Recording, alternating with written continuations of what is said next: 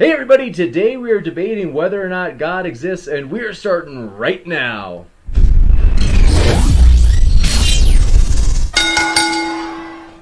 Ladies and gentlemen, thrilled to have you here. This is going to be a blast, as it's been a crazy day, that's for sure, and we are glad that you've been patient with us as we had a slight delay. I think that just in case somebody has their volume on, whether it be Zac or Randolph, and we are thrilled to have our speakers here. These guys are, I can tell you just by speaking to them beforehand, really likable, easygoing, down to earth. I think you're going to enjoy this one, especially if you're a little bit tired out from that slobber knocker last night with IP and G-Man. So, want to mention that each of the gentlemen's links are in the description so that you can check out, if you're like, I like that, I want more of that, you can check out their content in the description where they are linked. Also, if this is your first time here, consider hitting that subscribe button as we strive to be. Hopefully we do it well. We try to be a nonpartisan channel. In other words, taking no views on any of the issues, no after shows in which we take a side. We want you to feel welcome whether you are a Christian, atheist, liberal, conservative, Jedi, or even Sith. So, thrilled to have you here. And with that, we are going to jump right into it. So, thanks for being here, and Randolph has noted we will fix his name. It's lowercase for atheist. Thanks for doing that, Randolph. I'm sorry, man. It's been a long day. Problem. I appreciate it. So, I am going to correct that, but want to let you know, Randolph is the president of Canadian Atheists. So we appreciate you taking your time and hanging out with us, Randolph, and we appreciate you, Zac, who actually leads a web page. And it's you guys are co-leaders, right, Zac? Where you guys both, you and forgive me, I'm so blanking on the name. Carl. Carl, okay. They lead a website together called Adherent Apologetics, and so want to let you know about that, folks. Which again is linked in the description. So with that, we are going to let Zac do an opening statement. It's an unorthodox style today, just because we had a gentleman. I think we had a miscommunication. He didn't show up, but.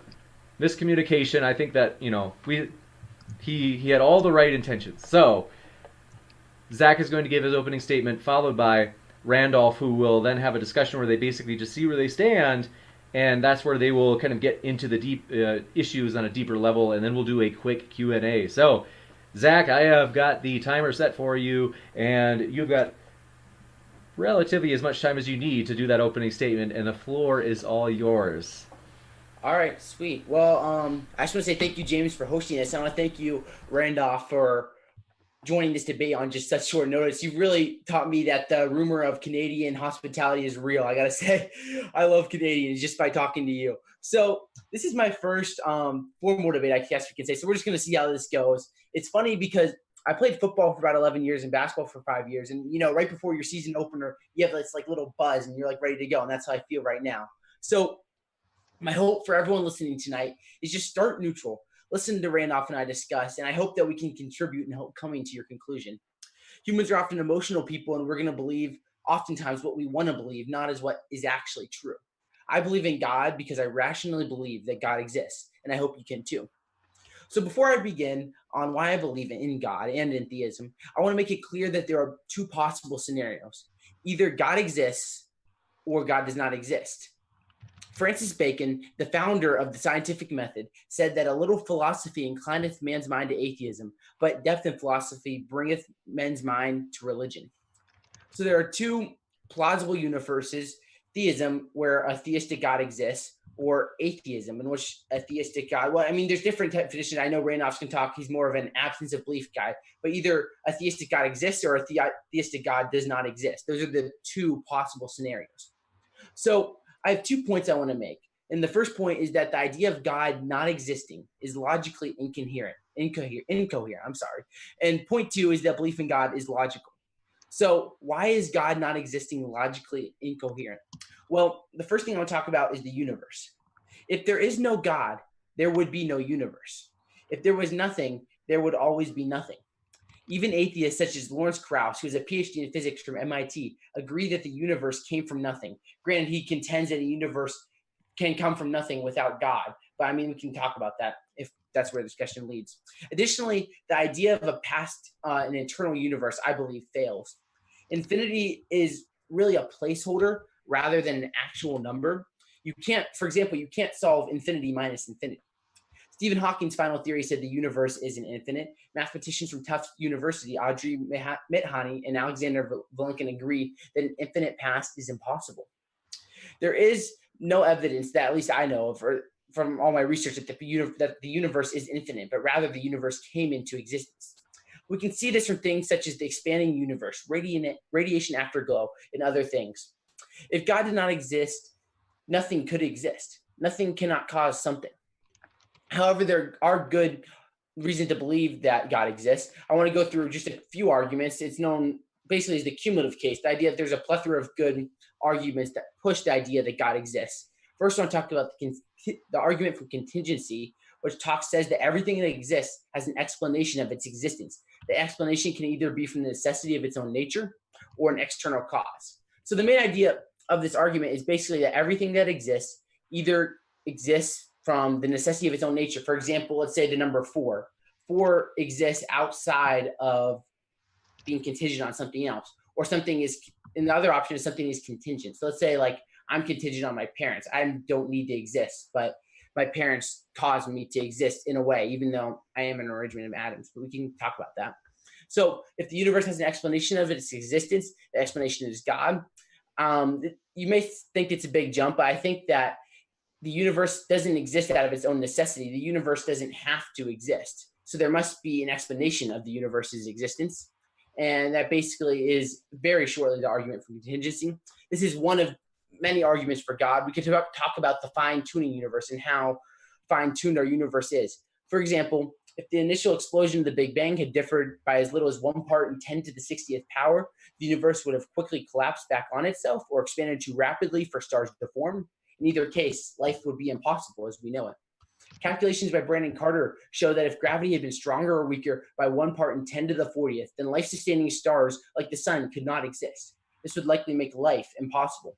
So to put this in perspective, there's about 10 to the 80th power of atoms in the universe. It varies from estimates from between 10 to the 78th and 82nd. So I just kind of put the middle estimate there. So if I chose one atom in the universe and asked you to choose the same one as me, the odds of you choosing the same atom as me are better than these two constants just occurring by chance. And these are just 2 examples of fine-tuning. We could talk about morality, the idea that without a higher power, objective morality could not exist, but objective morality does exist. There are many good arguments for God, but I want to focus on one final thing here as I conclude my opening argument, the argument from personal experience. I was driving home with my dad from somewhere a few nights ago, and we're listening to a debate between David Wood and Michael Shermer, 2 brilliant minds on the existence of God. They went back and forth on this topic, and my father, who has really no experience in the idea of apologetics and studying these things, made a statement that really stood out to me. He said this. He said that I think the biggest difference in this debate is that David has had his own personal experience with God, and Michael has not. I think most often the objectors to the argument from personal experience are only people that have not had their own personal experience with God. But for many of us, including myself, God has reached out to us in unexplainable ways. So in short, the argument from personal experience is the idea that people encounter God in ways that cannot be explained by chance. So there must be a higher power which causes these events to happen. I've had numerous of these personal experiences, you could say. I'll just give a short one. I had a couple examples. I want to shorten this because I really appreciate Randolph, and I don't want to take all the time, and I want to discuss. So I'll give you a short one. Okay. Well, I'll give the shorter one that I was talking about. This one actually just happened a couple hours ago. So I just want to say before I talk about this doesn't prove that God exists, but I look at it and I say, what's the probability of this occurring in a naturalistic framework? And it's very slim. And so just over the past few hours, let me go back a little bit. Over the past few days, I've been praying to experience and seek God more. So I got baptized today, which is kind of crazy. It's been a crazy day. And when people were praying over me, the man who baptized me, along with another man, prayed the same thing over me. They said that I was seeking God, and specifically quoted Jeremiah 29, where it talks about seeking God with all of our heart and we'll find God. So I hadn't told a soul about my prayers recently that I've been wanting to seek God. but I'm certain that it was God confirming that he was heard my prayers, speaking through them. Could it be a giant coincidence? Of course, it's entirely possible, but possible doesn't mean probable. I think it's very, very improbable that those same things happen. And I want to conclude on this, that the idea of a personal experience with God isn't just a me thing. A 2006 Pew Forum study studied charismatic and Pentecostal Christians in 10 countries. From these 10 countries alone, those countries being the USA, Brazil, Chile, Guatemala, Kenya, Nigeria, South Africa, India, the Philippines, and South Korea. Sorry, not Canada, Randolph. The number of charismatic Christians who have claimed to witness or experience divine healings comes out to roughly 200 million people in these 10 countries alone. In each of these countries, over half of the Pentecostals have claimed to witness divine healings, and additionally other Christians, so we could say Baptists, Presbyterians, any of those things, have claimed to witness divine healings anywhere from 20 to 75% of their respective groups in these different nations. So are all these claims lies or delusions? I think not. That would be 200 million people that have to be liars or delusional, and I don't think that's possible. So there ends a short statement on why I believe God exists. And with that, I yield the rest of my time if I had any to Randolph, and I'm excited. So thank you very much. Awesome. Thank you very much. And we will now move into the open discussion section where they will hash out the issues, see where they agree or disagree. And want to mention really quick, if you have a question, if you put an @ModernDayDebate in the live chat, I will scoop those questions out and we will ask them during the quick Q&A at the end for the speakers. And if you have a super chat, it puts it at the top of the list, and it allows you to make a comment toward one of the speakers that they would get the chance to respond to. So with that, thanks, gentlemen, again for being here, and the floor is yours. Hey, Jay, wait, before we begin, how long did you say this? I just want to set my timer. How long did you say we're going to be having a conversation? Is maybe like, Randolph, what are your thoughts? I don't know. I think it should, I don't imagine it'll be very long. It'll be pretty quick. I was thinking of asking Zac how he defines Christianity, and I can talk about how I define atheism and see what comes up from there, and then I can go over the points that he made with him. You got it. I have questions about a lot of the points that he's made. Fair deal. Is like maybe 35 minutes okay? Yeah, that sounds good to me. I mean, I know it's a short one. I wish. I'm expecting it'll be shorter than that, but oh, okay. Fair enough. No problem. Whatever you guys need, and we can end early. No problem. Thanks, guys. So, Zac, I guess before we started the show, maybe I'll start with just quickly talking about how I understand atheism, and you can talk about what Christianity means to you and what's kind of required to be a Christian, I suppose. And then perhaps after that, we can go into these points that you raised. There's a number of points there. I've made a bunch of notes, and I have some questions and perhaps some challenges for you with it. Yeah, definitely. Let's do it. Okay, so I'll just quickly introduce, again, I am the founding president of the Canadian Atheists here in Canada. It's a federally registered organization. We are looking for members. Our website is canadianatheists.ca, that's plural. We are interested in putting an end to the vilification of atheists. There does seem to be a fair bit of that going on still throughout the world, a lot less so in Canada, but my idea is I would like to see it stop completely. I'd like atheists to feel comfortable just saying that they're atheists without having to worry about being vilified for it. The definition of atheism that I work with, and that most of the people I know work with, is that it's just a classification of absence of belief in deities. It is sometimes conflated by people with anti-theism, which is an opposite position of theism, basically that deities don't exist. And while an anti-theist is by definition consequently also an atheist for not believing in deities, atheism doesn't reciprocate to that necessarily. So that's where I kind of fall into the spectrum of things. I'm curious what your thoughts are on what it means to be a Christian, and what are the basic qualifications. I guess belief in the Christian God is a necessary component of that. Sure. Well, I mean, first I would say I agree with you. Atheists should not be vilified. I think that's a thing that everyone can agree on. I love one of my best friends actually is an atheist. That's really cool. But going back to Christians and everybody else, just because they're part of a group, I agree. Yeah. Yeah. So, but back to your question. With Christianity, obviously, I think to believe to be a Christian, you have to believe that Jesus rose from the dead, which is really only possible if God exists. So if you're a Christian, you're going to believe that God exists. And I think that for me, what it means to be a Christian, I really look at like the early creeds. So like we could look at like 1 Corinthians 15:3-8, where it talks about, the idea that we believe that we're sinners and Christ died for us, and then he rose again on the third day, and he was witnessed by the apostles. So I say that's kind of like the basics of being a Christian. Obviously, there's a lot more theological disputes among denominations, but I'd say it'd be safe to say that if you believe that Jesus is God and then he rose from the dead, I'd say that you're a Christian and he died for your sins. Yeah. That sounds pretty straightforward, and I think it's very common too with various Christians I've spoken to. That's pretty well generally what they say as well. So Can I ask you a question about your Yes. absence of belief in atheism? Absolutely. Yeah. Okay. So I agree with you. Technically, atheism is by definition an absence of belief. I agree with you there. So my question for you is, would you agree to the statement that God does not exist? So that is one that that's a proposition I can't accept. And the reason for that is because I don't have the tools necessary to explore the entire cosmos or even just the universe to completely and fully rule it out. If you were to ask me about the proposition that any number of deities does exist, I can't accept that one either. So that's where I am, just not taking a belief in either way. Yeah, definitely. So I'm curious where you'd put yourself on, let's say, a scale. I don't want to force something onto you, but let's say 1 is God does not exist, I'm certain, which I'm obviously, from what I understand, that's not what you are. Or 10 is God exists, I'm certain. Where would you put yourself on that scale? I don't think I fit on that scale, because that is a scale of positions on whether or not deities exist, associated with a confidence value, which I think is a very reasonable scale.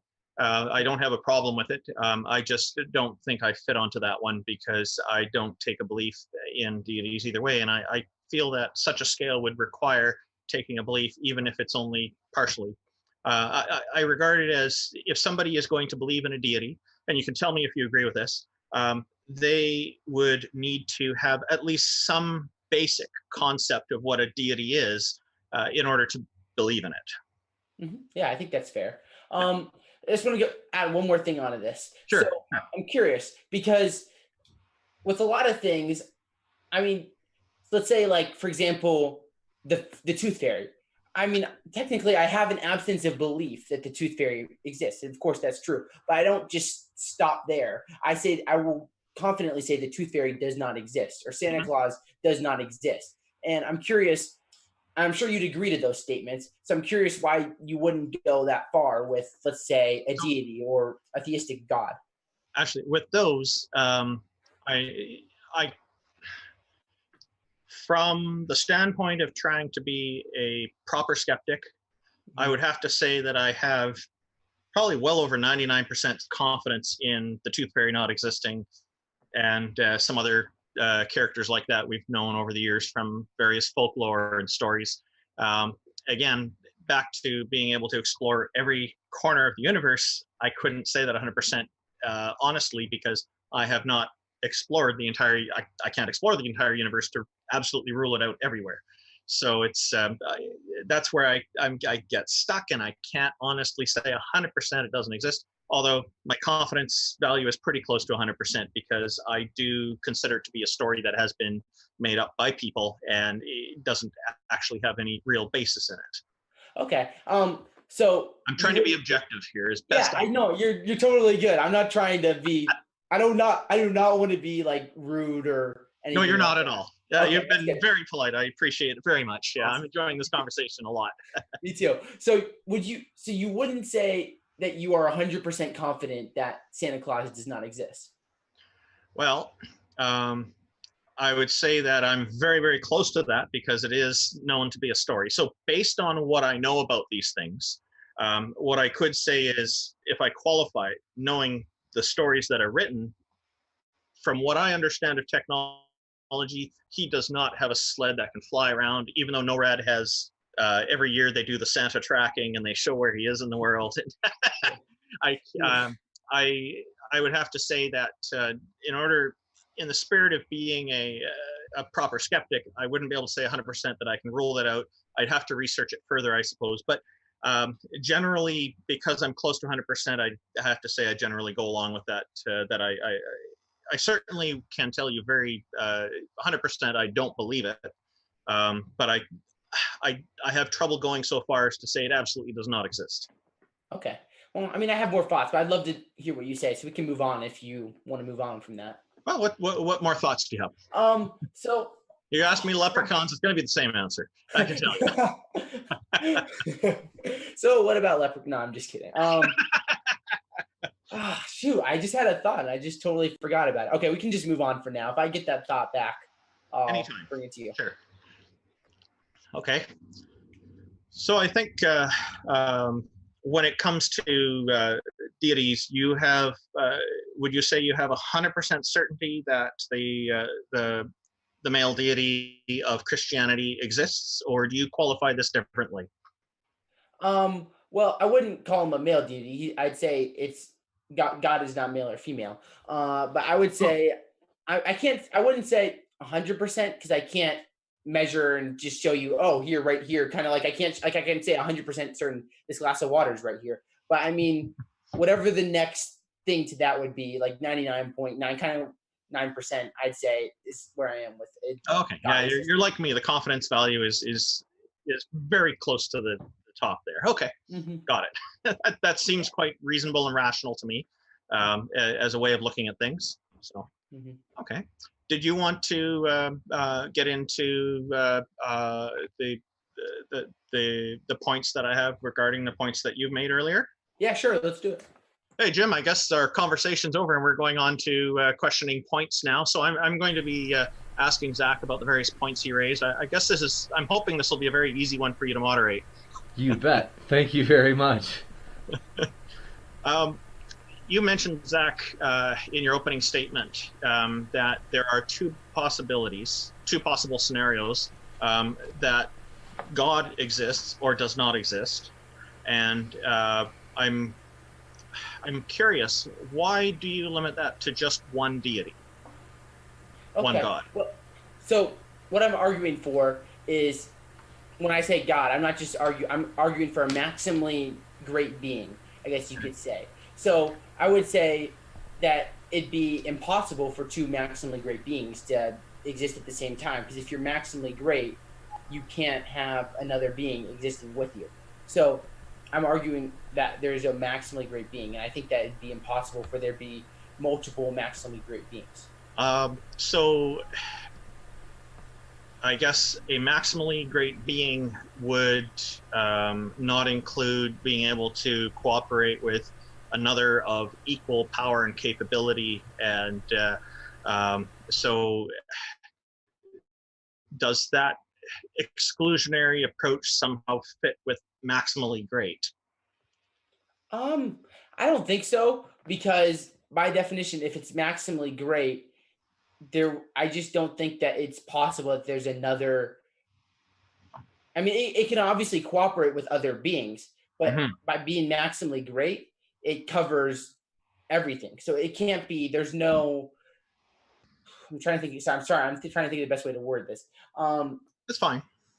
I just say, if it's maximally great, then there couldn't be another being that coincides with it. It'd be impossible. Okay, so your definition of maximally great means there can only be one, and there couldn't be a number of them cooperating together, as polytheists typically seem to be okay with having multiple deities. You're not okay with that. There can only be one. Well, I think with polytheism, I think most of those deities aren't maximally great. They're kind of usually created from another god or something like that. But I'm arguing for a theistic maximally great being. So it's only possible that it exists by itself. Why must it only be one? Why must it only be one? Well, because if it's maximally great, it means it's all powerful, which means it could not share powerful. It's It's outside of time, so there can't be multiple. If it's outside of time, it covers all of time. So yeah.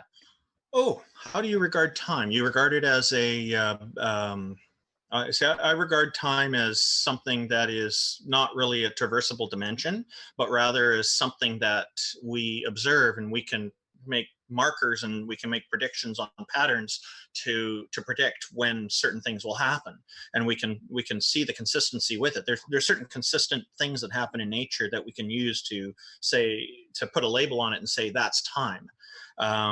I don't think of it as something that stops and starts and whatnot. You seem to have this idea that there was no time at some point, and what happened before that? How can there be something before time if time is something that had to get started? Wouldn't there Yeah. be time in that before time, so to speak? Yeah, no, I get what you're saying. Yeah. Seems like a bit of a paradox to me, you know? Yeah, I mean, so I would say that God is timeless. So that means basically, so we could draw, I mean, if you want to say that the Big Bang, I don't know where you are on this, was the beginning of time. So you draw like a timeline across. Well, I would say God is outside of that timeline. So I don't know if that helps clarify. Oh, I understand that, and my understanding, just as an aside, is that there were multiple Big Bangs. Stephen Hawking and Penrose apparently updated their theory explaining this once they added quantum physics into the mix, because apparently it required, it didn't support a singularity Big Bang, but multiple Big Bangs to create our universe over time, I guess. Creating is probably, I'm using the wrong word. I'm not so sure that I even am fully in favor of the idea that the universe didn't exist before these bangs happened. Mhm. So, but a deity outside of time, I'm not so sure I can get on board with that one, because to the idea of change requires that there be an observation of time that passes so that we can notice these changes. So it just seems to me like, how can this possibly work, that there can be something that is not, there is no time when something's happening, and then they can make changes.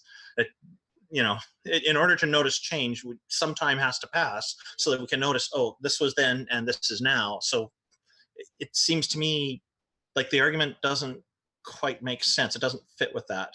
Maybe I'm missing something. Well, I mean, I'm not. I mean, I can try to help clarify here. I don't know if this will help you, but I mean, when I talk about a maximally great being that lives outside of time, it's like I guess you could say like an unmoved first mover. So basically, that being doesn't change. So it's kind of like the idea of that being just always existed. Mm-hmm. Yeah, I wonder, why couldn't the universe be always existing? Yeah, that's a great question. Well, I mean, so if we look at, let's say, like we can look at how like the universe is expanding right now, right? So we could say, It seems to be expanding, is what I would say. Yeah. Yeah. It seems like most of the scientific idea is that the idea that there was the Big Bang, or you could say multiple Big Bangs. So we could draw that into parallel not parallel. Like universes that are like the Big Bounce kind of hypothesis, So are you familiar with I'm assuming you're. I'm not familiar with that one. Yeah, science is not a strong point for me. I do take an interest in it, but I'm a novice hobbyist when it comes to it. Is how I look at it. Yeah, same. I can't say. So I'm probably getting some stuff wrong, and I'm sure people are making mention in the comments, and I haven't seen it. Yeah, me too. It's probably like, oh, that stupid Christian. I don't know. It's fine with me. Yeah, I mean, yeah. So I mean, basically, it's the idea that the universe is expanding now, but eventually it's going to collapse on itself, and then there's going to be another Big Bang, basically, and that goes on for infinity, basically. But the way I look at it is, it doesn't seem to me that the universe is static, so that the universe is moving. So something had, so let's say, like the Big Bang caused the moving, and if you want to say, eventually we have to draw ourselves into a point where something caused the first motion. That's the way I would look at it. Because if you have, kind of like a pen that stands right here, if nothing moves it, it'll always stay still. But it only starts moving when something pushes it. Granted, that's not what I believe God did. That's kind of like an example of what I'm trying to say. Okay. So your position on cause and effect, would it be fair to say that you think it's necessary for everything in the universe, and the exception to that would be your God? I wouldn't call it the exception, because then I think that's obviously kind of unscientific in a way. But Okay. I would say that God, the God I believe in, is outside of space, outside of time, outside of matter. So that we look at it, and I think that everything in the material world has to have a cause to come into existence, but something that is spaceless and timeless and immaterial wouldn't have to have a cause of its existence. And how do people know that that the Christian God has these characteristics How do of we know? being outside of space and matter and time and whatnot? Yeah. Well, I mean, I think it's probably a common thing that you've probably heard before, but I think we look at, let's say, the Big Bang, or whatever caused the origin of the universe, what caused the cycle, or whatever you want to say, to get to where we are now. Let's say that, like, I think I look at it and space. Oh, can't speak. Space, time, and matter come into existence with the Big Bang. So whatever caused this thing cannot be composed of space, cannot be inside of time, and cannot be composed of matter. So it's kind of a so that's how I come up with the idea of it being spaceless, timeless, and material. Yeah, I just still don't understand how that means that your God would be outside of those things.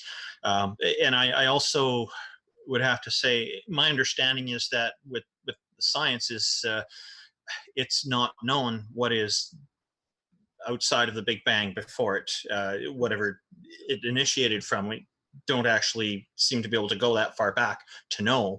So it's kind of a wide open field of investigation, I suppose.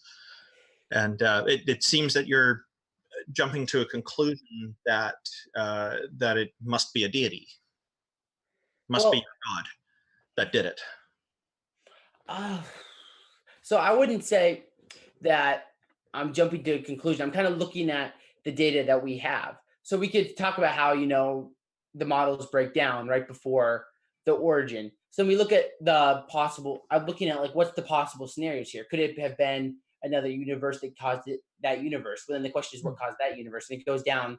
And I think that's a great question to ask. Maybe something went wrong, or a couple of universes that are incompatible collided, and boom, we have all of this mess. And here we are with stuff all over the place around us, and floating around and making galaxies and whatnot. Yeah. So I think where that evidence leads is going to come down to an unmoved mover. I mean, obviously, yeah. So okay, so this is where it seems to me that you're thinking that this must be where it all started from, and so it seems to me that you are thinking that every effect must have a cause in our universe. Yeah, I think that's rationally demonstrated too. Like, we could talk. I mean, obviously with quantum mechanics, but quantum mechanics is something. The laws of quantum mechanics cause a new particle to come into existence. But I think that in our universe, we don't see a new matter coming in out of nothing, like literally nothing. Oh, okay, so when it comes to nothing, what are you thinking is nothing? How would you describe, I guess, nothing? Absolutely nothing? Like there's absolutely no properties or characteristics to it? I would say, like, no matter, no space, no time. There's no laws of physics or anything like that. That's what I see nothing as. Okay, so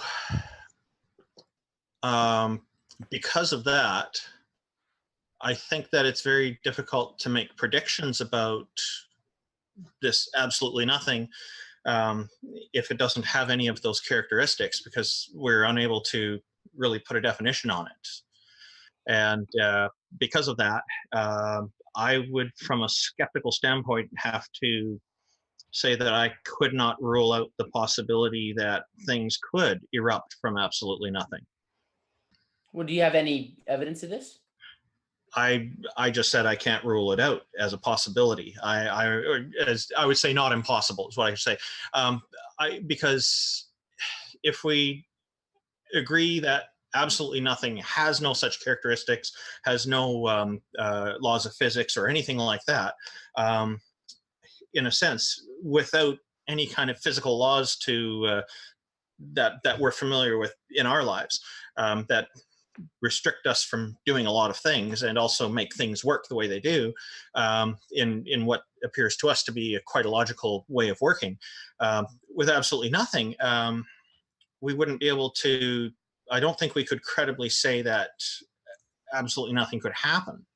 It, like, absolutely nothing could, maybe something could erupt from it. But if, as soon as you say with absolutely nothing that it would be impossible for anything to erupt out of it, then suddenly we're putting a characteristic, a rule onto it. And then it's no longer nothing. It's something because it has one rule, right? I mean, so there's multiple things I could look at here. I'd say, does that kind of make sense? Yeah, I see what you're saying. I mean, Okay. I don't agree with you. Oh, okay. Completely, but I see what you're saying. It makes sense. Oh man, why are you so nice? I love Canadians. Oh, you're a nice guy too. Appreciate it. But I think possible doesn't mean probable. So I honestly, Right. I would say, I'd like to say not impossible. Yeah, but yeah, I get it. So I don't.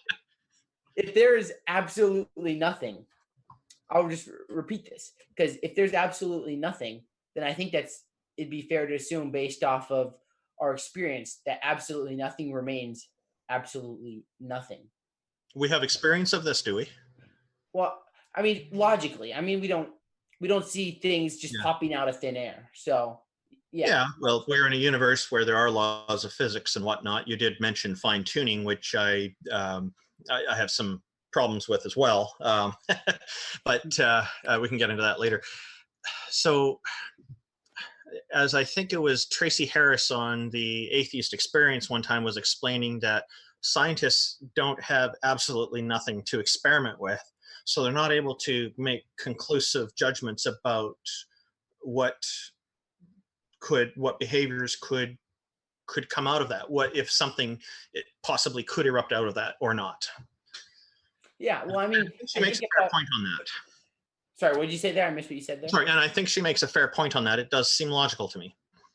Well, I think that, once again, we have to look at it logically. I mean, we obviously, because we live in a universe, we can't experiment on absolutely nothing. Yeah. I agree with that. We wouldn't exist. We wouldn't exist. We couldn't. Because we don't have it available to us. Yeah. We have a vacuum, but it still has photons and neutrinos passing through it. Yeah, exactly. But I think I mean, you may disagree with me on here, and this might be something that we might just have to agree to disagree on. But I think that I refuse to agree to disagree. Well, okay then. Sorry, no, I'm joking. Carry on. So I mean, I just think it's logically, if there's absolutely nothing, if there was absolutely nothing, there would always be absolute nothing. I mean, I know I'm repeating myself. Yeah, no, you are. And I think that's a common view that a lot of people have. I'm not convinced that absolutely nothing would conform to such a rule. Because first of all, because I don't know if it can conform to if it would conform to such a rule or not. But also by definition, logically by definition, if it is absolutely nothing, then that would mean there are no rules that it conforms to. Yeah, well, and that's how I'm looking at that. Yeah, I guess, I mean, I can see what you're saying. And in a way, this can, in a long-winded kind of way, which I'm going to shorten right down here, is that would also not exclude the slight possibility that an all-powerful and all-knowing deity could erupt from it. Well, I don't think that this is my belief in an all-powerful being. I'm sorry. You're gone. My belief in a maximally great being began to exist. Once again, I don't think that being began to exist. So that being began to exist, I don't think it'd be maximally powerful. It'd just be kind of like our universe. Oh, interesting. Huh. Okay, so yeah, your definition of maximally powerful is including that. Okay, yeah, I do have trouble with that, and I still can't accept it. It just doesn't work for me, because I'm back to this question of Why couldn't the cosmos have always existed? Why couldn't the cosmos have all existed? Well, I think that, so obviously, The cosmos containing one or more universes, basically. yeah, Yeah. yeah. So I think that for me, when I look at it, because I've thought about this a lot recently, and granted, I'm no expert scientist like a Stephen Hawking or Hugh Ross, but when Sure. I think about it, we look at it and we see our universe in motion. Like our universe is expanding right now. Mhm. If the universe was always static, we could, I guess you could, I would say, I guess you could make a case that the universe always existed. But I see the universe in motion. It means that it's it's coming back in, it's expanding. So if we go back in time, the farther back in time we go, the closer together our universe gets. So it gets together to a point. And if that universe is in motion, I think the question is what caused that motion. Sure. And I suppose there are many laws of physics that can help with explaining a whole bunch of different ideas on how that happens. So, um, what with the expansion of anything, like there is a reservoir, a watershed somewhere in the US I was just watching a video about recently, and they had a problem with algae and whatnot growing in it. So they somehow came up with a solution of having these black plastic-like balls that are, I think, about 3/4 or 4/5 filled with water. And you know, remember the children's ballroom in shops like IKEA, and we go there and the kids jump around in them. It kind of looks like that, but it's all they're all black, and nothing lives in them because they're all black and no light gets in. And they'll have so many of millions and millions of these balls there, so that they cover the whole top of all the water. And then they don't have a problem with algae growing there. It's easier to filter. They don't have a problem with birds migrating there and using it as a bath. And as the level goes up, the balls kind of spread out on their own and move around.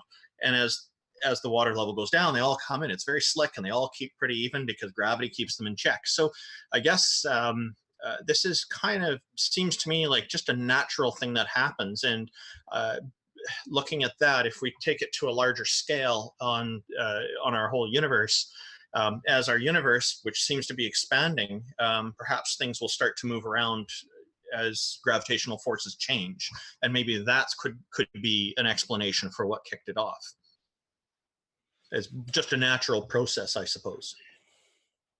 A natural process. So sorry, can you just? I think I kind of get what you're saying, but can you just kind of summarize what you're saying here? Maybe just briefly? So I think it's a natural process that, you know, we're in a, think of our universe as a container. It's a really, really big container. Mm-hmm. And as it's expanding, one of the side effects of that is all this matter within it will move around and adjust. Okay. Just like all those balls on the lake, as it goes up and down, they'll adjust and change places. Yeah, I think I get. Well, I think with that theory, I'd ask you where the evidence is for that theory. Oh, I just kind of used one example there. Maybe not a directly great example, but I'm talking about how we've got gravitational forces, and when the water level goes down, the balls all kind of come in, and because they're not going to stay up, they got to fall down. They have to go somewhere.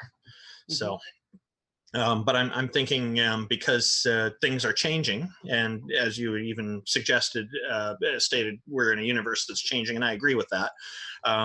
Where there is change, you have all this cause and effect going on, and you have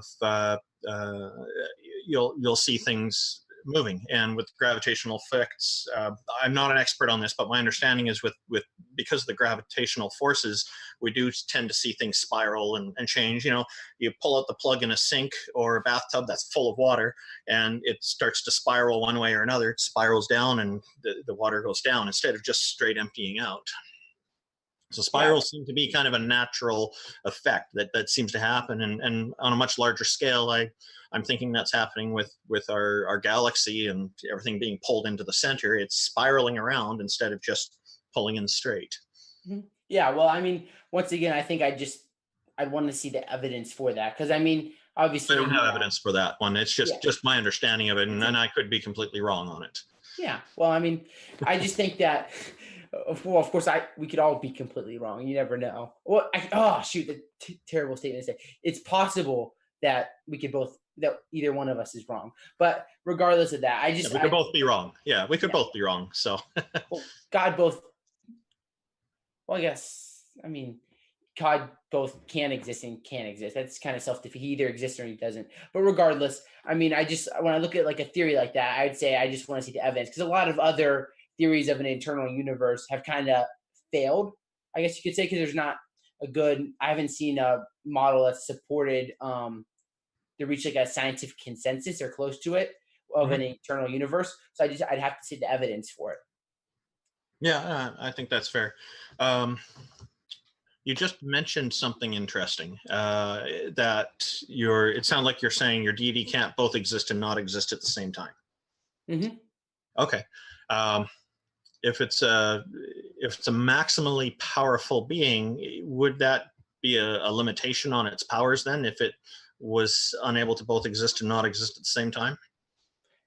I don't think so. When we look at all powerful, it'd be logically, we're looking at something logically incoherent. Like, it's like we're talking about the laws of logic, obviously, which in any possible universe or any possible scenario, the laws of logic apply. Like the law of the excluded middle.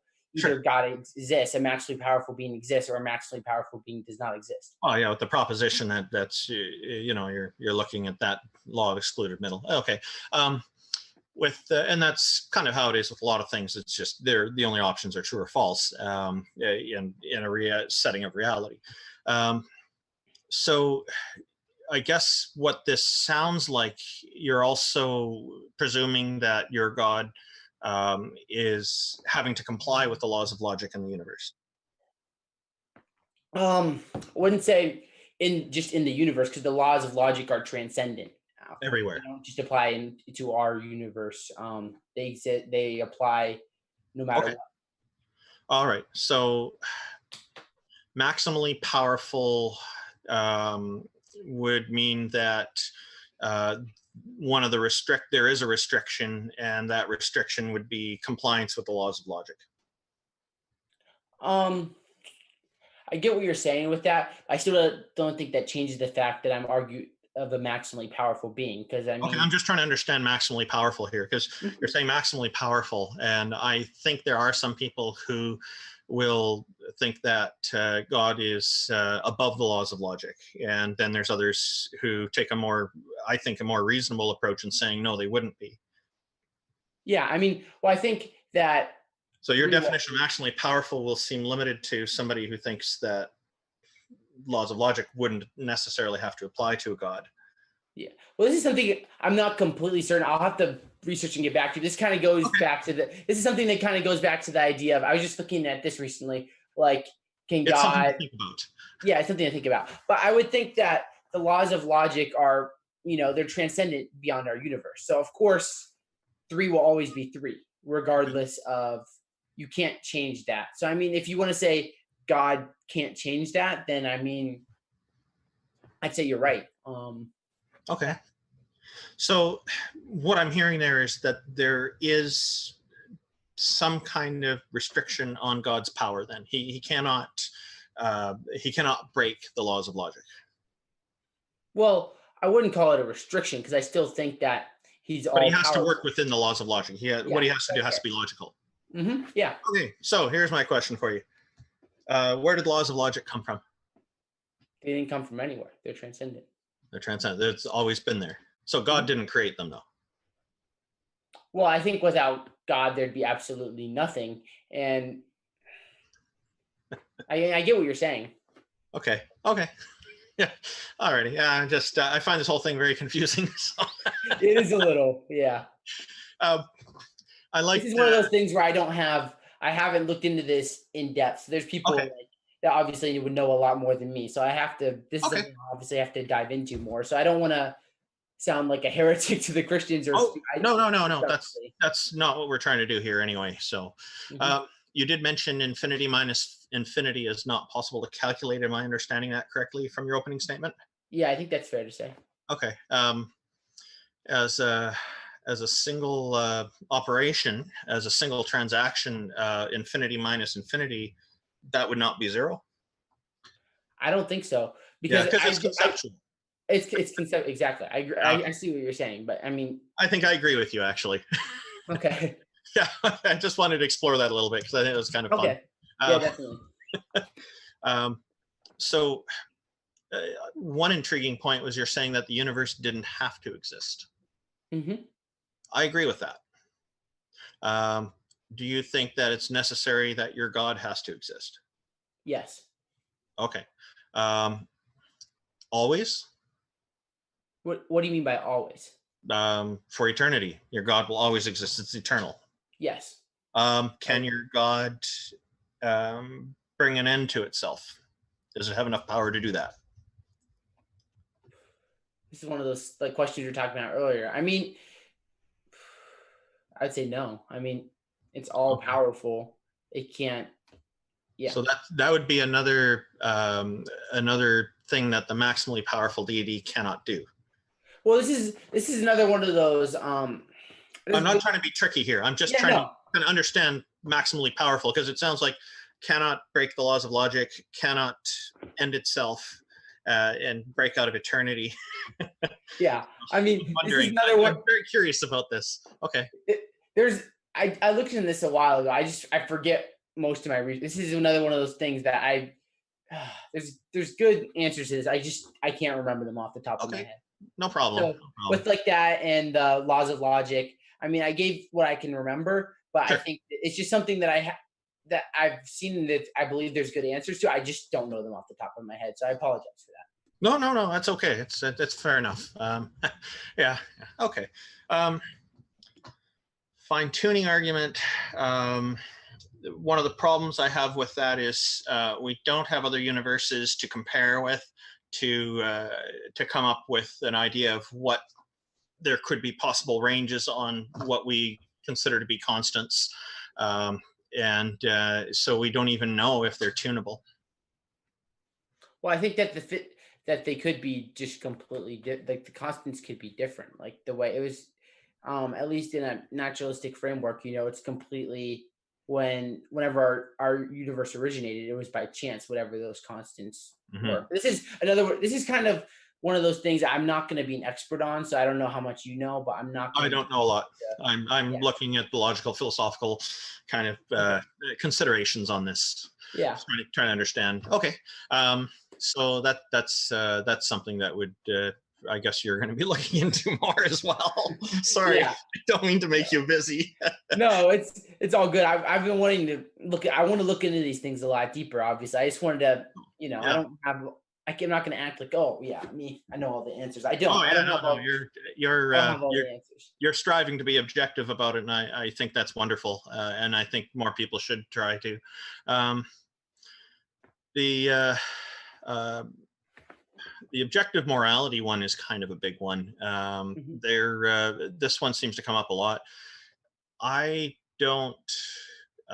not a proponent of objective morality. I don't think that it's possible. And the reason for that is because I've not encountered any examples where everybody agrees on something. Like, to me, an objective moral value would be like a law of physics. It's something that you can't deny. It's there. That's the way it is. And it's just, 1 + 1 is 2. That's something that is all agreed on generally by rational people. So objective morality, do you happen to have an example of an objective moral that everybody would agree on?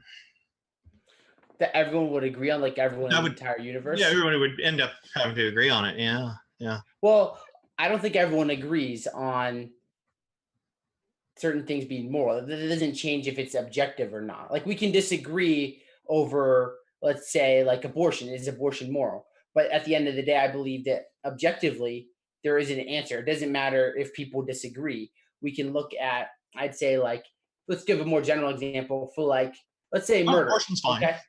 Because I take the position that, and I consider all my positions on morality to be subjective. I don't consider any of them to be objective. I think that you and I could have an agreement on something subjectively, and then because we have agreement on that, we can make objective determinations, but it doesn't make it overall naturally objective.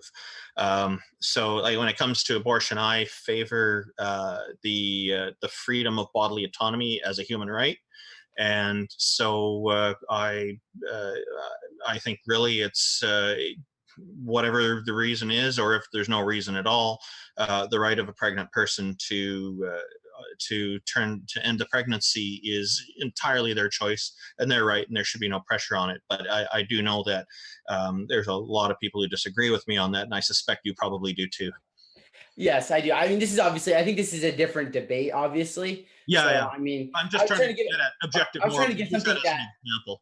Yeah, I was trying to give an example where people disagree on whether something is morally right or wrong, I guess you could say. But I'll just transfer it to a more general idea. Yeah, sure. Because let's say murder. Because I mean, I'm sure you agree that. Say which? What? What did you? I broke up. I didn't hear you. Sorry, I said. I'm sure you would agree with me that murder is wrong. I would agree. Yes. There are people who do disagree with it, though. Yeah. And there's even the Amalekites in the Bible were killed, or the story of flooding the planet and killing a lot of people and animals. Pretty much everybody on the planet who really didn't do anything at all, from my own discernment. Or we take a look at Abraham being ordered by God to kill his own son. There's an intent to commit murder there. How could Abraham, if this is an objective value, then how could Abraham go and carry that out? Okay. Well, I mean, there's a couple of different topics you're talking about here. We could talk about. I'm giving a couple. Pick whichever one you want. We can talk about the idea of the Old Testament and like what's going on there, morality. But I was talking more like in general, murder. Okay. We can get into specific examples. Sorry. Yeah. We can talk about that if you want, but I mean, I was trying to focus more on objective morality because that's more what this debate is. So I look at objective morality and say murder. Obviously, there are people that are going to disagree that murder is wrong. I mean, I'm sorry. I'm so sorry. I sound terrible now. The people would disagree and say, you know what, murder is okay. Well, we look at that and we look historically, there really aren't any societies. There aren't many that say you can kill for no reason. We can say that people's killing was for a bad reason, but they still give a reason. Murder, it's just, so they would say it wasn't murder. We'd obviously most likely agree that it was murder. But most of the time in societies, you can't just kill someone because you feel like it. We could argue about whether their justifications were right or wrong, which obviously most of the time, especially in the ancient world, they were wrong. But it still doesn't change. Oh, I just lost my thought. I'm sorry. In the U.S., they have a number of states have capital punishment. We don't have it here in Canada. I consider capital punishment to be a form of murder.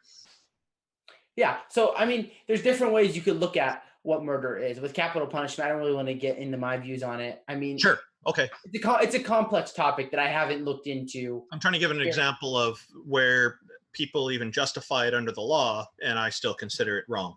Yeah. Well, I think what I'm talking about is something, let's say. So what would be the objective moral value on capital punishment? Okay. So let's say, for that, people would say, hey, we're killing with justification. But I'm saying universally, when we look at it historically, I could be wrong, but I don't think there is a society that says that you can kill someone for no reason. I mean, obviously we can talk about like you believe that the justifications for capital punishment are wrong, but there's still people giving a reason for why they're doing it. So I'd say that there is no society that says that you can kill someone for no reason. And it kind of leads towards an objective truth that their murder is wrong. Killing someone for no reason is wrong. So, and then that has to be qualified then. So it kind of, when it comes to ending a life, it's there's conditions attached. There's strings attached. It doesn't sound so objective to me now. Well, I'd say that the objective truth of killing someone for no reason is wrong in every society. Sure. And would that include somebody killing someone accidentally? Manslaughter? Well, yeah. That's a tricky one. You can't say. Yeah, this is Obviously, the problem with objective morality. There's all these exceptions. well, we can debate this, but it still doesn't change the fact of whether something. I mean, obviously, I believe in God, so I believe there's objective morality. But we can debate over whether something's right or wrong, but it doesn't change in the objective sense whether it is right or wrong. Like that's why I went back to the idea of abortion. Like we can argue over whether abortion is objectively, or Yeah. we can not objectively. We can argue of whether abortion is right or wrong, but it doesn't change the idea that objectively abortion is either right or wrong. Or yeah. Yeah, so this is where agreement on a standard is important. Mm-hmm. Yeah. So the standard that you're basing it on, would you say is Christianity? I would say so. I mean, Okay. yeah. Yeah, I do have problems with it. I don't think it is. I think there are the examples I mentioned before are examples of things that are wrong with it, and so I disagree with it. So it's I'm not convinced that it's actually okay to flood the entire planet and kill every living being, almost all living beings on it. Okay. Well, obviously, this is kind of, there are Christians that argue over whether it was basically on the Hebrew wording, whether it's the entire planet or it was part of the planet. But Okay. Okay, even part of the planet. It was a major part of the planet, according to the story. Killing people. Well, I think that we look at like when these when people die in the Old Testament, when an army, when the Israelites would kill someone or something, like, for example, like this, it's not like they're just killing innocent people. Like, so for example, we could talk about, so I'm not super familiar with The Walking Dead, but I've heard this analogy before. Okay.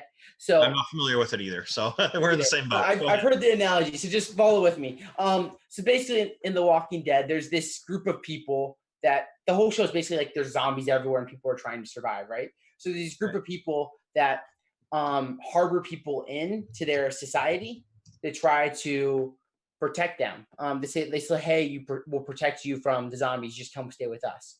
And what happens actually in the society is that they say they'll protect them, but then they'll disarm them and then they'll cannibalize them and eat them. Okay. Okay. Are you following with me? So, and that's been found, I think, by archaeologists have discovered evidence of that happening with ancient tribes.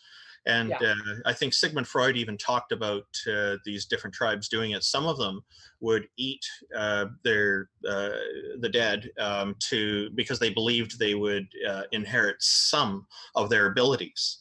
So if a big, muscular, strong guy passed away, then everybody in the tribe would want to eat a piece of them so they could become big and strong like them. And then there were others who would, other tribes had completely different view on it, where they would kill off an enemy and then they would eat the enemy so that way they can't rest and go to the afterlife. There's all kinds of different views on it. So, and I think Christianity, my feeling on that is that when it was first promoted, and you have the concept of eating the bread and drinking the wine to simulate eating Jesus' flesh and drinking his blood, is to appeal to people who were kind of in the first kind of tribe I mentioned, and get them to switch over. Possibly there's a bit of marketing there. I don't know. Yeah. All right. Well, I mean, before I go there, I just wanted to finish my story. Sorry. Here. Yeah, So, you're fine. It's no problem. It's no problem. So basically, so there's these people, and then there's this like one group of people that come in and they figure out what they're doing, and I've never watched the show. I've just heard the story, and they escape somehow. So these people escape from this society that's cannibalizing and eating people in this show, and so. Yeah. What's the moral thing to do there? Is it to let society go and keep cannibalizing people, or to not kill them? So basically, or another option to try to get into a leadership position there and change it. I lost what you said there. Or another option might be to get into a leadership position and change it. So there are multiple options, but I get your point. Yeah. Well, I mean, I think that it's not when this kind of goes into the Old Testament, is it's not just a leadership thing; it's a culture issue. So to solve the culture issue, unfortunately, you have to take out the culture. And if we want to translate this into God, so let's say that God exists for, let's say, and that the things that happen in the Old Testament, like say like the Amalekites or the Canaanites, they happen. So God is the life giver. So it's fair that I think it's fair to say that God could be the life taker, because if God exists, we're physically dying in this realm, but we're just changing locations if God exists. Mm-hmm. So I think I'm sorry. No, I no. don't want to kick off. You go. I was going to say, we could keep talking about this, but that's kind of not the topic. We're talking more about does God exist, and this is kind of going into is God evil, things like that. So I'd rather move on. Yeah, let's move on. Okay. So yeah, it's a tricky one too for me, because I got on last minute on this. So yeah, I appreciate it so much. Yeah. I appreciate you following along with this kind of stuff. The objective morality one is I can go on and on.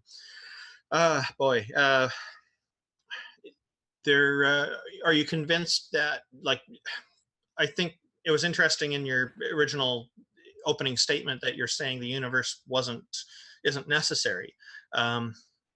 Similar to that vein, you stated that there must be a higher power.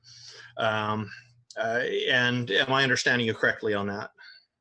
That the universe doesn't have to exist?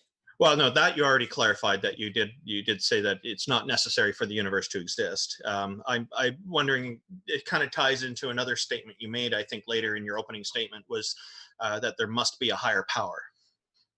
Yeah, I think that it's necessary that there must be a higher power. Okay, and by higher power, you're meaning God.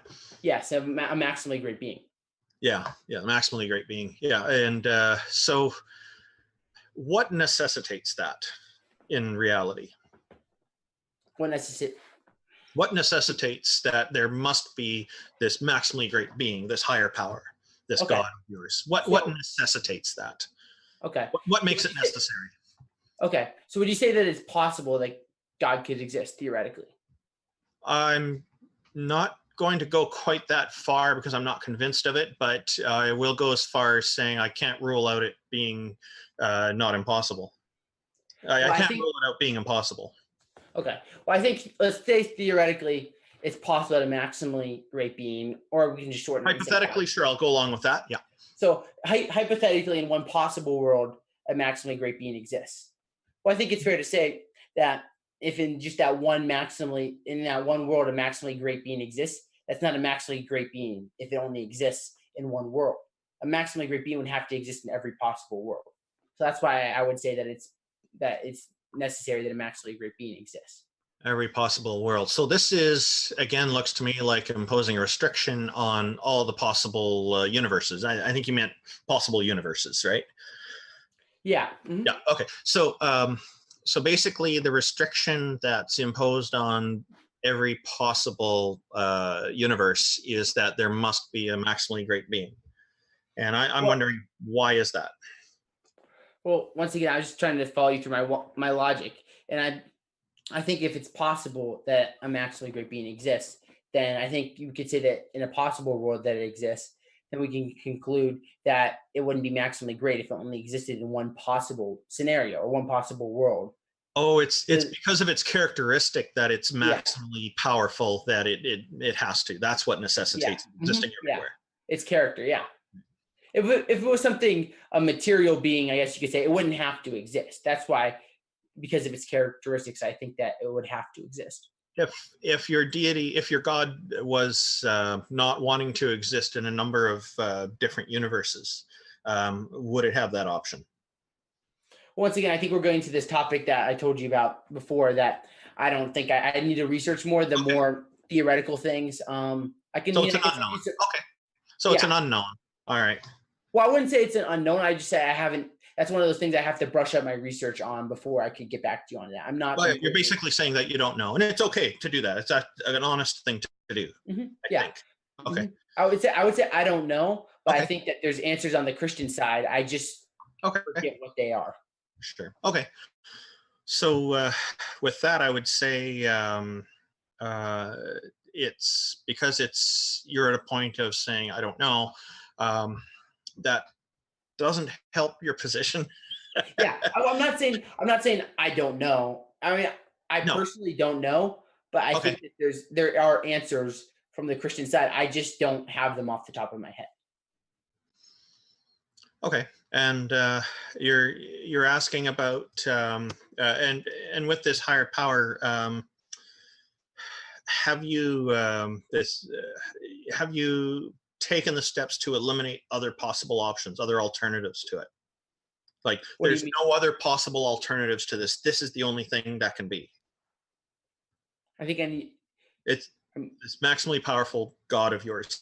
It has to be of Christianity. It has to be. You're saying it's necessary everywhere. Have you ruled out the possibility of other alternatives? Oh, you mean like other religions?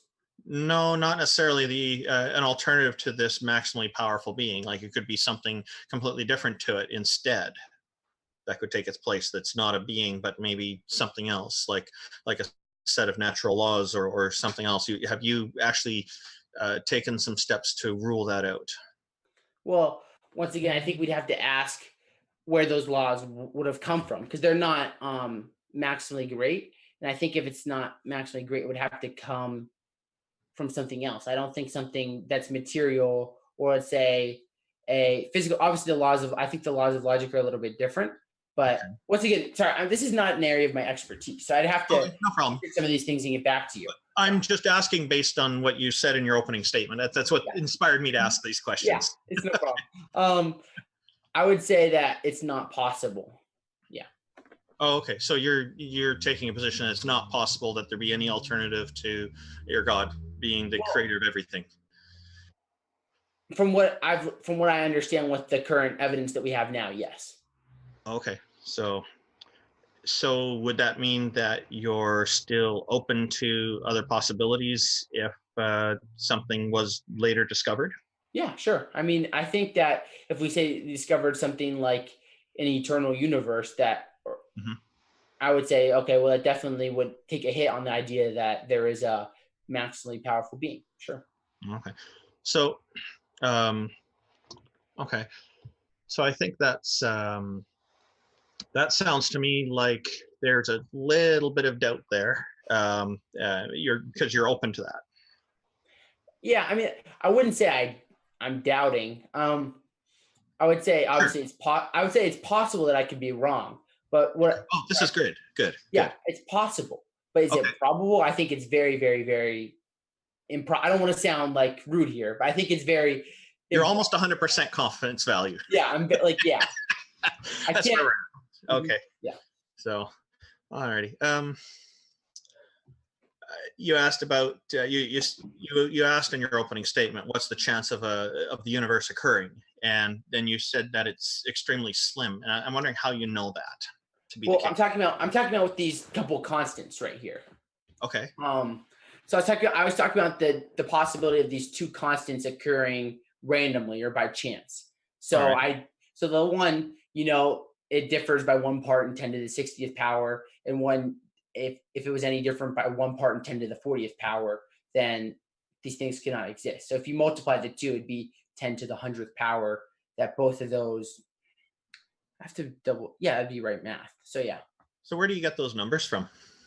That was from my research. I'd have to. I mean, if you want sources on them, I could get back to you on that. Well, I'm not asking. Sorry, I'm just trying to generally understand how those numbers are justified as the right numbers to use in making this determination. Because here we are in this universe that 100% occurred, as far as we're perceiving. Yeah, yeah.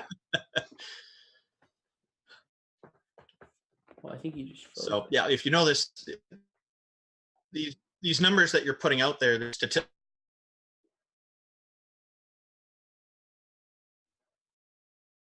Yeah, I think we just lost Randall. Hello? Statistical probability kind of considers me. Okay. All right. So these sound like statistical probabilities. Can you hear me okay? Yeah. So basically what these numbers are is, obviously I don't know the exact numbers, but let's say that I'm just going back to my notes here. Sorry. Okay. Let's say gravity, the force of gravity. Let's say it's, I don't know the actual number on this, but let's say it's 25, whatever. Like I said, I'm not an expert on these things, so I'm just kind of trying to reason through it. So let's say it's 25. So basically, the argument is if the universe, it doesn't have to be 25, because we look at if it was different, if it was just different by 10 to the 60th power, to the negative 60th power, more or less than that number, let's say 25, then the universe would have collapsed on itself or expanded too rapidly for life to exist. Okay, and how do we know that that's what would happen? I think it's obviously, I don't know this personally, but it's based off mathematical models from scientists. Yeah, I'm getting back to, we don't have other universes to compare to, so I wonder how we could possibly know this and test this and understand it. And when we're looking at different planets, we see stronger and weaker gravitational forces on them. It seems to compound, and if it's off by a tiny bit, I'm not so sure. If we're expanding, maybe we're expanding at a much faster rate than a minor difference like that would even have any impact on. Well, it's more about it's the models that I'm pretty certain it's the models that these scientists are running, and they're saying, hey, if we put this number at this in our model, the universe expands too fast or collapses on itself. So yeah, it's something I'll have to look into then, because I find it curious that these numbers would be thrown out there, and that it's even considered that this could even be changed. Yeah, definitely. Yeah. Wait, before we continue, hey James, what are we looking at with time? Why don't we do that? Yeah, that sounds good. Yeah. I just want to hosting this, Jim. Yeah, thank you, and thank you for Randolph for coming for short notice. I really appreciate you and your awesome Canadians. It's been a pleasure talking with my neighbor Zac. Yeah, likewise. USA. Likewise, James. I just want to have my time. So I'm just following. How long are we gonna do Q&A for? Maybe 15 minutes. Yeah, that works. Are there a lot of questions? There are a good amount, so we will fantastic. move Great. fast. Thanks for everybody's questions, and thanks Randolph and Zac. Thanks for being here. It's been a pleasure. And so Brian Stevens, thanks for your super chat. He said, "Is personal experience with Allah proof of Allah?" I think that's for Zac.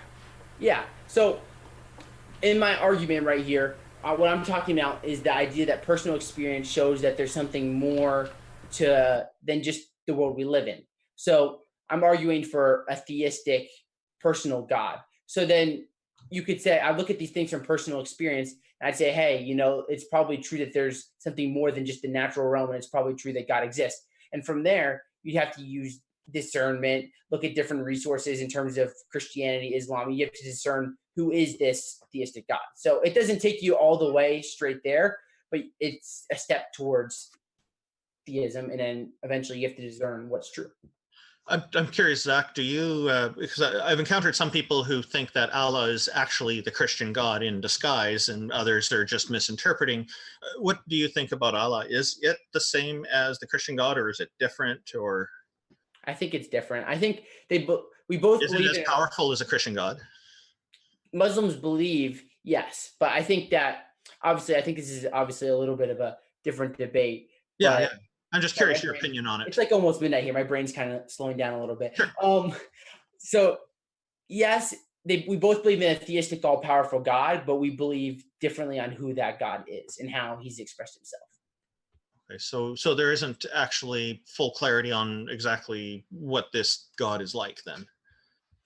I mean, we can't prove that the theistic God that exists is the God of the Bible. We have to use reason to deduce it. But I think we should move on with some questions. I'd love to discuss this another time. So yeah.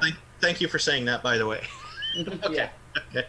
You bet. Thanks for your question. And next up, Brian Stevens, thanks for your super chat. He said, Mormons personally experienced the angel Moroni. Do you believe them and accept this personal experience as evidence for Mormonism? Once again, it's kind of the same thing I was just talking about. It's about discernment. And when I was just talking about personal experience, I'm talking about the idea that simply a theistic God exists, and then from there we have to deduce. So, I mean, if you want to say, we'll have to talk about what was that experience, what was it like, things like that, because, yeah. So it's kind of the same answer I had at the beginning. my argument is more towards theism, and then we have to reason further past that. So yeah. You bet. Thanks so much. Speeding through just to get through as many as we can.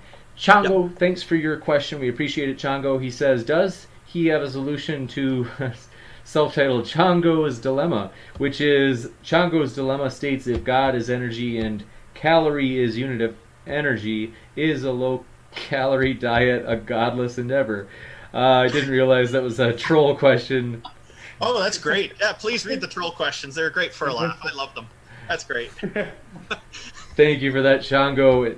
Next up, Emotionally Stunted Emoticon. Thanks for your question. They said, at Zac, how does a non-physical entity like a god or soul perceive things like light and sound, or how can they even process and transmit information for that matter?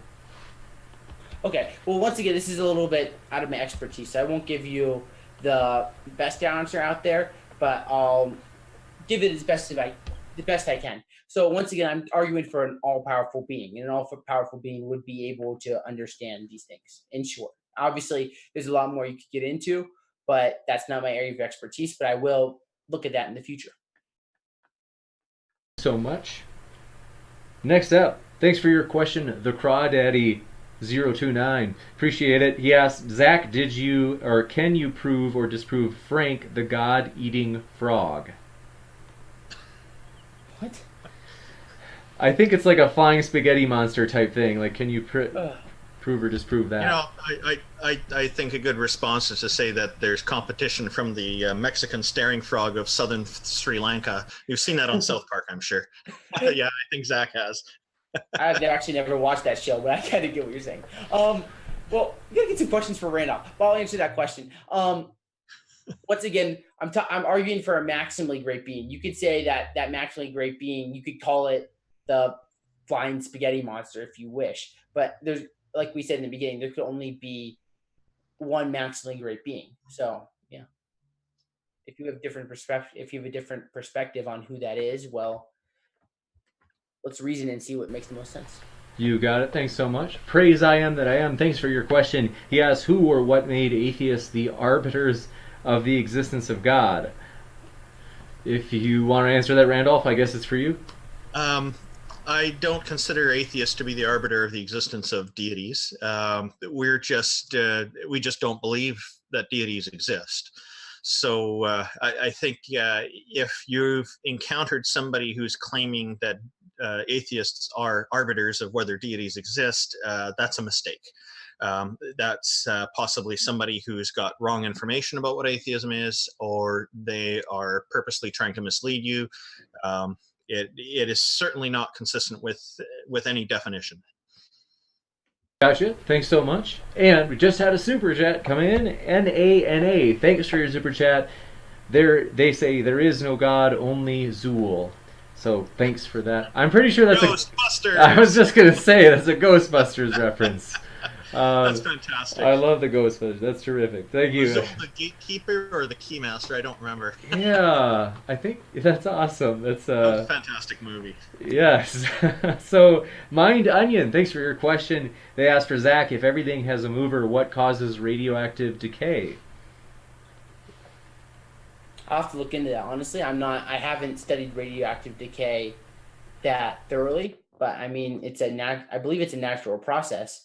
So it came into existence by the laws of nature.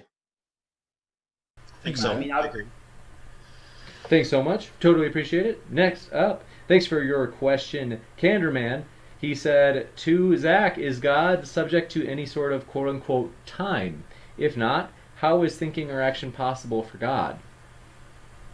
Well, once again here, obviously God isn't in time, or that wouldn't be God. So I would agree. I would say that God is outside of time. Like if you draw a timeline, I would say God is. This isn't a perfect analogy, but it gives you a little bit of an idea. I'd say God is the piece of paper that surrounds the timeline. That's obviously, it's not perfect, but that's the best off the top of my head at midnight example I can give you. Bet. Thanks so much. We appreciate it. Next up, appreciate your question from Iron Charioteer, a regular. Yes, ask Zac in see, PR. That must be Proverbs 30 verse 5. Every word of God proves true, but in 1 Kings 22:23, 2 Chronicles 18:22, Jeremiah 4:10, Ezekiel 4:19, God deceives some of the prophets. How can someone trust God? How can someone trust God? Well, once again, I think it comes down to discernment. We have to look at those specific examples of who is God deceiving, why is he deceiving. He doesn't just deceive. I don't know if there's an example of God just lying. There is no example. God cannot lie. I'd have to look at those things more in context to give a good answer. That's the best I can give you right now. So if you want to email me, I can look at those things and I'll put some stuff out on it in the future. So, yeah. Gotcha. Thanks for that question. And Pants L. Jones, thanks for your question. They say, Randolph, what is your purely immaterial metaphysical proof that the material world exists? I don't have any. This is I rely on my perceptions of reality as I know it. I've found them to be quite reliable. If this is a simulation, it's a pretty darn good one. That's probably the most that I can say about it. I don't have an answer for it aside from that. I'm sorry. Thanks so much. Appreciate it. Immutable Destiny, thanks for your question. They ask, for the theist, how does a timeless... His name's on the banner. For the theist... It's Zac. For the theist... It's all right. For the theist, how does a timeless, non-material entity interact with a physical world? And 2, if it is a supernatural mechanism which can be explored physically, is it truly supernatural? Well, I mean, if you define supernatural as define the laws of nature, then yes, it would be supernatural. Can you read the first part of the question again? Sorry. You bet. No problemo. It's, how does a timeless, non-material entity interact with the physical world? And then they're asking, like, what's the mechanism? And if it's a mechanism that's, like, physical, that can be explored physically, then is it actually a supernatural explanation? Well, no, the mechanism isn't a direct physical thing, or it'd be a material being and not all-powerful, a maximum great being. So, I'm sorry. It's like, I can't completely follow. Yeah, that's kind of what I have right now. I'd have to... I think they're wondering, I think they're wondering how a god outside of time and matter and space can interact in time and matter and space. Okay. And the mechanism is for that to happen. Okay, yeah, that makes a lot of sense. Well, I'd say that if a maximum great being created time, space, and matter, it'd be powerful enough to create it, so it'd be powerful enough to interact in the world.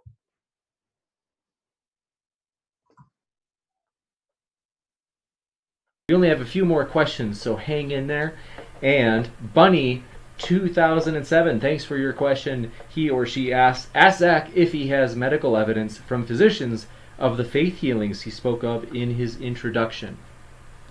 I don't have any on me. I mean, I can look into this more thoroughly. I know that they recently published within, it was a couple months ago, a peer-reviewed medical journal, and there was something with the gastrointestinal, and there was nothing that happened. They're like, nothing that happened. This is me talking midnight. And they said, hey, this is a miracle. Like, the best explanation, and really the only explanation we have, is that it was a direct miracle. I don't have it on me, but yeah, so there is stuff out there that you can look at towards this. And then if you want to look more towards a more interesting thing, there's obviously the miracles of Lourdes, I guess you could say. It's very Catholic, so but it's interesting stuff to look into if you want to look into reports of miracles. So, yeah.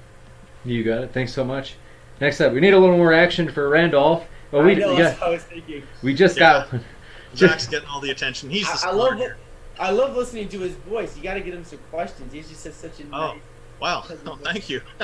He's a very pleasant fellow, that's for sure. And JMD Apologetics has a question for you. This is the last one. Sorry, folks. I know that some of you asked more than one question. I've tried to skim through to try to get at least everybody's first question in before going to the seconds of others.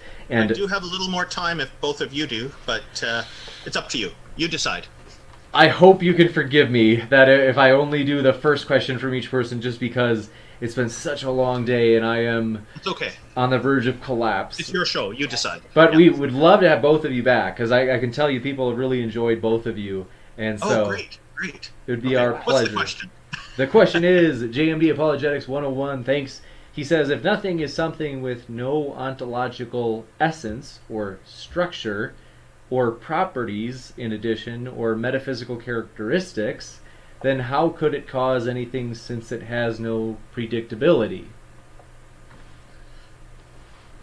I'm not convinced that predictability would be required. The essence of putting predictability on it would be a constraint or some kind of a rule or condition, and then by saying absolutely nothing is predictable, it is no longer absolutely nothing, because now you have some way of defining some characteristic of it. You got it. Thanks so much. And I want to remind everybody, the speakers' links are in the description. If you want to check out their content, we highly encourage you to do so. Then you can hear more. Also, want to mention, we constantly, well, sometimes, it's funny, YouTube sometimes, at least I'm told, subscribers have told me, like, hey, I didn't get a notification. And I'm like, oh, did you hit the bell? And namely, the bell next to the subscribe button. And they're like, yeah, it's been hit forever, and YouTube just doesn't tell me. So I don't know if it's we'll just say it's a coincidence. Who knows why it happens? But also, YouTube also demonetizes everything we put out, and I have to appeal everything, which means I'm not sure if YouTube. And I mean, like, even if there's no words in the video, YouTube, I think they, for some reason, we've been put on the slightly naughty list. If you want to support this channel, whether you share it or like it, whatever you want to do, that helps us a lot. And we just want to say thanks for those of you who've done it. A lot of people have, and it means so much, because we can see the share statistics and things like that. It helps a ton, because, like I said, I think YouTube thinks our slightly controversial issues are, I think they just kind of try to tuck us a little bit maybe into the back pocket of YouTube. And so we appreciate your support in whatever way you do that. And we hope you're welcome here, or feel welcome here, as we try to welcome Christians, atheists, and all of the strange creatures in between. So with that, once again, I want to say a final thanks to our speakers just for being here. It's been a pleasure. We really appreciate you guys hanging out with us. I felt very welcome here. Thank you, Jim. And thank you for organizing this. And Zac, it was just a pleasure meeting with you, and the chat beforehand as well. And this whole thing was a fantastic experience. Thank you. I agree completely, James. It's awesome what you set up, and I thank you for Randolph for coming on such short notice, and I really enjoyed it. So yeah, thank you so much. And one more thing, I have to say, I did enjoy that troll question. I hope next time we'll get a few more of them. I can't agree more, especially if they are movie related. I'm a huge movie person. So with that, thanks so much for being here. It's been a pleasure, everybody. Keep sifting out the reasonable from the unreasonable. Take care.